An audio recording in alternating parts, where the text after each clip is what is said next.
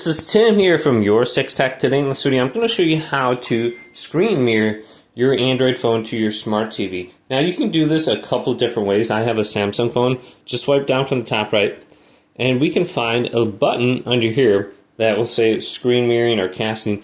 But you first need to go to the internet option and just make sure you're connected to the same wireless internet as your TV. Otherwise, you're not going to be able to discover it. So here's my other phone. My Google Pixel. You can see I have the option for cast right here, and that will allow me to screen mirror and connect to my TV. So I can just tap cast. There's my living room TV, and make sure your TV is on and connected to the same Wi-Fi internet. So I can see it's located here, Scump, and my TV is turned on in the background. So let's go to the top right now and go to Smart View.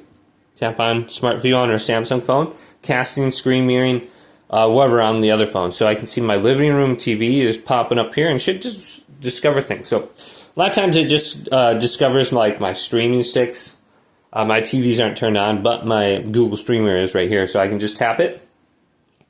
Go to cast entire screen, tap this, go to cast screen, and boom, it is connected and streaming to my TV right now. So I can go to the top right here and just disconnect it at any point in time.